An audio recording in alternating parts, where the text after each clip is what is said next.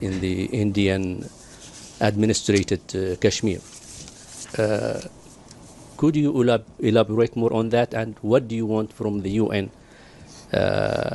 specifically on this issue? Thank you. Thank you. I think on the Indus Water Treaty, as I mentioned, this is a landmark treaty which actually determined the sharing of what is in fact rivers of the Indus river basin. There are 6 rivers in Indus river basin, of which 3 eastern rivers were given to India and 3 western rivers were given to Pakistan, with some provisions for utilization of the water of those rivers, which are in accordance with the provisions of the Indus Water Treaty. So you can imagine that Pakistan, which is an agrarian economy, a large majority of the population depending on agriculture, and a large part of our agriculture is based on river waters. So we are a 240 million large population. You can imagine that in the long run, the kind of consequences that can be there for Pakistan, which is already a water scarce country, if the provisions of the Indus Water Treaty are not complied with, and India goes the other way of having projects which it has done in the past, some major projects which were not in line, the designs of those projects were not in line with the provisions and requirements of the treaty. So if we go that route, in the long run, it is going to have serious consequences for Pakistan, for the people of Pakistan, for the society of Pakistan. So that's why you see that the National Security Committee has said that if India actually tries to stop or divert the flow of waters of these 3 rivers, it will be constituted as an act of war. So it's a serious issue. That's why we have mentioned this. We are going to agitate this, raise this at the appropriate forums, and we hope, in fact, that reason will prevail and that India will revert this unilateral announcement of putting this treaty into abeyance, because I think this is a fundamental treaty that is governing the some of the crucial aspects of diplomatic and bilateral relations between our 2 countries. It has withstood the test of time. It has withstood adversarial moments, even wars. And we believe that it would make sense for India to revert this action. You mentioned about the human rights violations in Indian illegally occupied Jammu and Kashmir. That has been a long-standing problem. This is one aspect of the whole situation of Jammu and Kashmir, which is a territorial dispute, it's a political dispute, but there are the humanitarian and human rights dimensions of this dispute, which are directly impacting the daily lives of the Kashmiri people for many years now. And this situation has been documented by international human rights organizations, Human Rights Watch, Amnesty. There you have 2 major reports of the High Commissioner for Human Rights on the situation of human rights in Indian illegally occupied Jammu and Kashmir. So there is a whole list of documentation that is available. There is this reign of terror which is there on the Indian side of Kashmir. In the wake of this particular incident, there are reports that they have gone ahead and bulldozed without trial the homes of the Kashmiri people, which they said was suspected. I mean, there have been arrests under vague terror charges, daily harassment under pretext of counterterrorism. So there's a whole lot of actions that have been there in recent years, extrajudicial killings, this use of pellet guns, rape as a weapon of war, persecution of women, in particular targeted attacks against girls.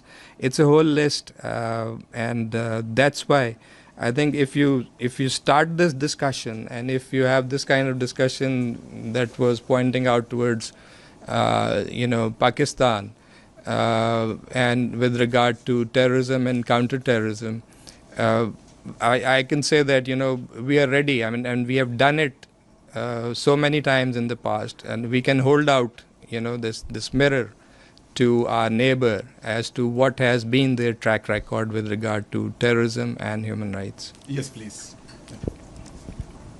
Thank you, Ambassador, for your press briefing. My name is Yu from Kyodo News, Japanese news agency. I have two questions. One is simple, to be more clear, about good office by Secretary General. So have you responded to Secretary General officially? And secondly, what do you think about the nuclear risk? And then do you think Pakistan and India need nuclear disarmament? Yeah, thank you. Thank you for those two questions. On the first, I think I was pretty clear and I explained in detail. We welcome, and it's an unconditional offer and welcome to the Secretary General's offer of good offices. In fact, if you had a different question, you can clarify. Yeah. Did you respond officially to the Secretary General? Did you answer to the Secretary General? Yeah. In fact, I can tell you that we invited him to play that role. And even in my recent meeting with the SG, and this is what the Prime Minister also conveyed to the SG, that we accept and we welcome his role, and we have in fact suggested to him to visit the region. So that means we have officially accepted. We wanted to encourage him to play that role. So obviously we will accept. And on your other question, I deliberately did not mention that. Everyone knows that New Kashmir is often termed as a nuclear flashpoint, but I believe that Pakistan is a responsible nuclear weapon state. I assume that India also exhibits that same kind of responsibility, and we should not contemplate a situation that would move in that direction. Yes, please. Yeah. Hello, Mr. Ambassador. Thank you so much for the briefing. This is Ahmed Ali speaking on behalf of Sphinx News TV. It has been alleged that prior to the attacks on the Indian-administered Kashmiri region, India has administered thousands of permits for the settling of Hindus into the region. Kashmiri residents have expressed public condemnation for this since the revocation of Article 370 in 2019. Does this somewhat recent development have any relevance to any pre-existing escalating tension between India and Pakistan prior to the attacks? Or to your knowledge, was there any progressive dialogue between both the Pakistani and Indian administration about this? Thank you.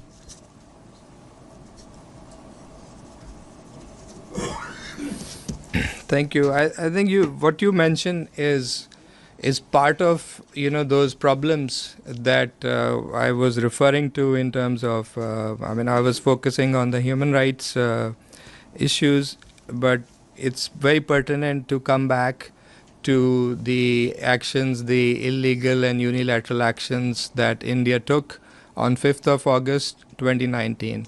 And the primary purpose of those actions was to undermine the internationally recognized disputed status of Jammu and Kashmir, and eventually they showed through their other measures that they instituted that they were in fact going for this demographic change of demographic composition of the disputed territory, which in fact is in violation of the relevant Geneva Conventions.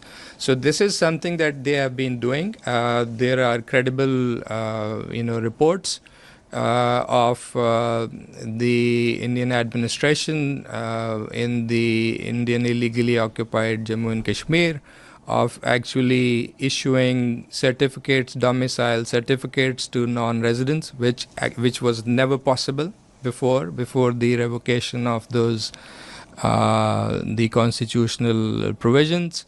This is a serious,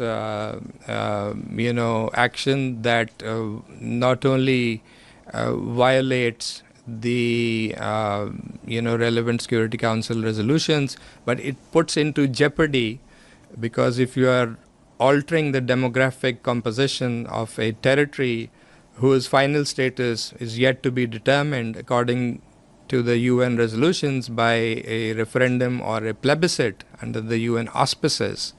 So changing of this demographic composition is very, very serious. And so from that perspective, it's one of the many escalatory steps that India has taken since August 2019. And it is all contributing to the, to the very precarious situation that is there on the Indian side of Kashmir. I mean, the Kashmiris are totally disgruntled. I mean, the India might do all that it can to project that, there is normalcy and things are, back to normal. But, that's not the case. Basically, it seems to us that they've totally alienated. So Kashmiris on the Indian side of Kashmir are totally alienated from this occupation. And so it seems to me that they've lost, the Indians have lost the battle of hearts and minds in Kashmir. This is very, very important. So, since we have come to the close of our deadline, so one quick question. Last A follow-up on my colleague from Kyoto about the nuclear disarmament. What is Pakistan's doctrine about the use of nuclear weapons, and especially for the point of first use? Thank you, sir. Yeah, it's a stated policy. I mean, it's Pakistan's, policy on nuclear disarmament, non-proliferation, and all the related issues is in the public realm, and it's very well known. Thank you.